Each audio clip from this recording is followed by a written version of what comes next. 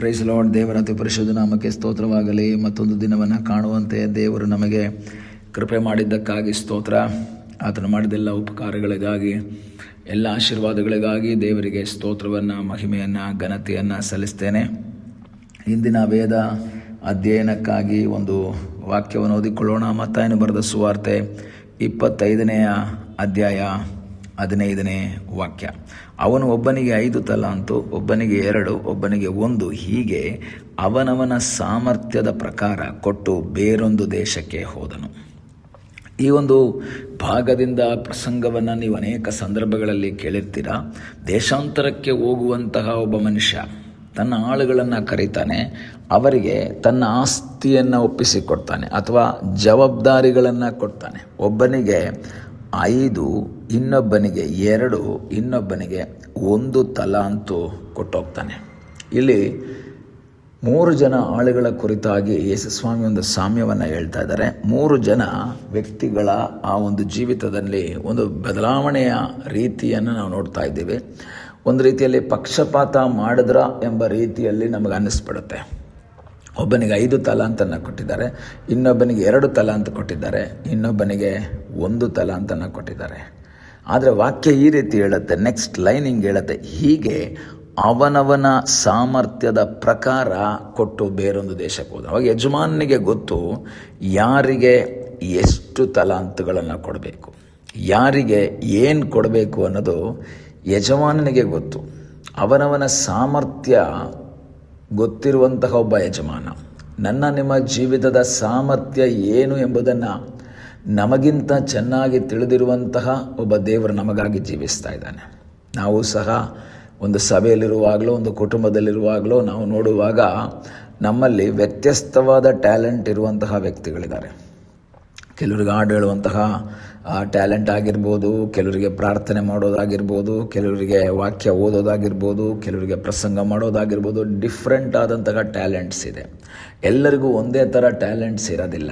ಆದರೆ ನಾವೇನು ಮಾಡ್ತೀವಿ, ನಮಗಿರುವಂಥ ಟ್ಯಾಲೆಂಟನ್ನು ಯೂಸ್ ಮಾಡ್ದಲೆ ನಾವು ಇನ್ನೊಬ್ಬರ ಟ್ಯಾಲೆಂಟನ್ನು ನೋಡಿ ಹೊಟ್ಟೆ ಕಿಚ್ಚು ಪಡುವಂತಹ ಒಂದು ಅನುಭವ ಅಥವಾ ನಿರಾಶೆ ಪಡುವಂಥ ಅನುಭವ, ನನಗೂ ಯಾಕೆ ಆ ಟ್ಯಾಲೆಂಟ್ ಕೊಟ್ಟಿಲ್ಲ ಅಂತ ದೇವರ ಬಳಿಯಲ್ಲಿ ಪ್ರಶ್ನೆ ಮಾಡುವಂತಹ ಒಂದು ಅನುಭವ ಅನೇಕ ವ್ಯಕ್ತಿಗಳಲ್ಲಿ ನಾವು ನೋಡಬಹುದು.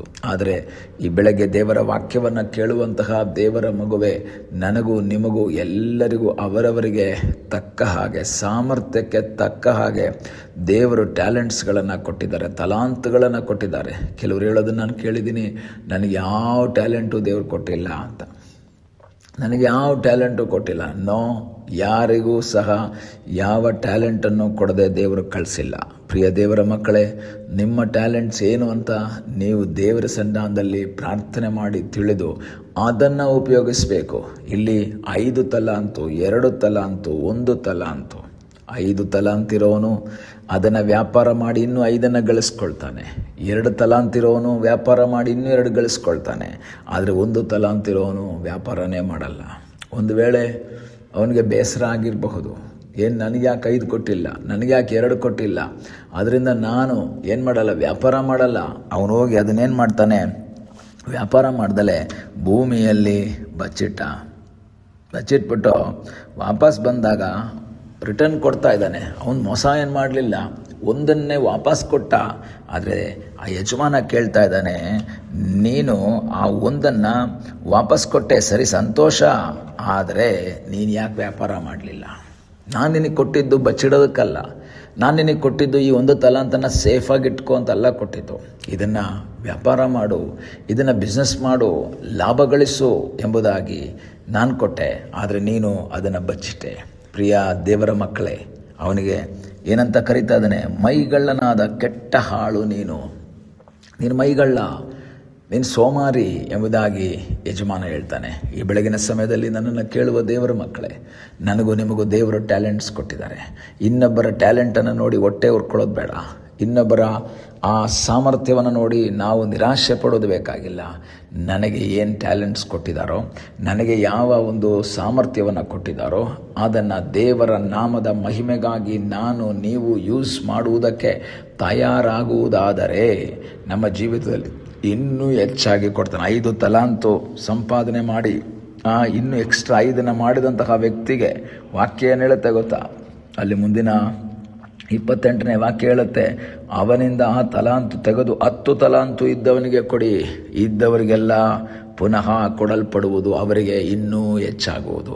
ನಿನಗೆ ಕೊಟ್ಟಿರುವಂತಹ ಒಂದು ಟ್ಯಾಲೆಂಟ್ ಆಗಿರ್ಬೋದು, ಅದನ್ನು ನೀನು ಇನ್ಕ್ರೀಸ್ ಮಾಡೋದಾದರೆ ಪುನಃ ನಿನಗೆ ಟ್ಯಾಲೆಂಟ್ಸನ್ನು ಕೊಡುವಂತಹ ದೇವರಾಗಿದ್ದಾನೆ. ಆದ್ದರಿಂದ ನನ್ನ ಸಾಮರ್ಥ್ಯವೇನು ಅಂತ ನನಗೆಲ್ಲ ಗೊತ್ತಿರೋದು, ನನ್ನ ಸೃಷ್ಟಿಕರ್ತನಿಗೆ ಗೊತ್ತು. ಅದಕ್ಕೆ ತಕ್ಕ ಹಾಗೆ ಆತನು ಕೊಡ್ತಾನೆ. 5 ತಲಾಂತು ಹೊಂದುವಂತಹ ಸಾಮರ್ಥ್ಯ ನಿನಗಿದ್ರೆ ದೇವರದನ್ನು ಕೊಟ್ಟಿರ್ತಾನೆ. ಇಲ್ಲ 2 ಆಗಿದ್ದರೆ 2 ಕೊಟ್ಟಿರ್ತಾನೆ. ಇಲ್ಲ 1 ತಲಾಂತಿಗೆ ಮಾತ್ರ ಯೋಗ್ಯತೆ ನಿನಗೆ ಅರ್ಹತೆ ಇದ್ದರೆ ಅದನ್ನು ಕೊಡ್ತಾನೆ. ನಿರಾಶೆ ಪಡಬೇಡ. ದೇವರು ಕೊಟ್ಟಿದ್ದನ್ನು ದೇವರ ನಾಮದ ಮಹಿಮೆಗಾಗಿ ಯೂಸ್ ಮಾಡೋದಕ್ಕೆ ನೀನು ತಯಾರಾಗುವುದಾದರೆ, ನಿನ್ನನ್ನು ಆಶೀರ್ವದಿಸುವಂತಹ, ನಿನ್ನನ್ನು ಇನ್ನೂ ಉನ್ನತ ಸ್ಥಳಕ್ಕೆ ನಡೆಸುವಂತಹ ಸರ್ವಶಕ್ತನಾದ ಒಬ್ಬ ದೇವರಿದ್ದಾನೆ. ಆತನಲ್ಲಿ ಆಶ್ರಯಿಸೋಣ, ಪ್ರಾರ್ಥಿಸೋಣ.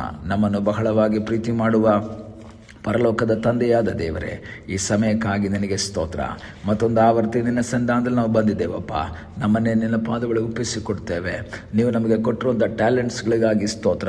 ನೀವು ನಮಗೆ ಕೊಟ್ಟಿರುವಂತಹ ಎಲ್ಲ ಸಾಮರ್ಥ್ಯಗಳಿಗಾಗಿ ಸ್ತೋತ್ರ. ದೇವರೇ, ಅದನ್ನು ನಿನ್ನ ನಾಮದ ಮಹಿಮೆಗಾಗಿ ಉಪಯೋಗಿಸುವ ಹಾಗೆ ಕರ್ತನೆ ನೀನು ನಮಗೆ ಕೃಪೆ ಮಾಡು ಎಂಬುದಾಗಿ ನಾವು ಪ್ರಾರ್ಥಿಸ್ತೇವೆ ಸ್ವಾಮಿ. ಕರ್ತನೆ, ನಿನ್ನ ಸಾನ್ನಿಧ್ಯವನ್ನು ಅನುಭವಿಸುತ್ತಾ ಮುಂದೆ ಸಾಗುವಂಥ ಸಹಾಯ ಮಾಡು. ಪ್ರಾರ್ಥನೆಯನ್ನು ಕೇಳಿದ್ದಕ್ಕಾಗಿ ನಿನಗೆ ಸ್ತೋತ್ರ. ಯೇಸುವಿನ ಮುದ್ದಾದ ಹೆಸರಿನಲ್ಲಿ ಬೇಡಿಕೊಳ್ಳುತ್ತೇವೆ ನಮ್ಮ ಪ್ರೀತಿಯ ತಂದೆಯೇ. ಆಮೇನ್. God bless you.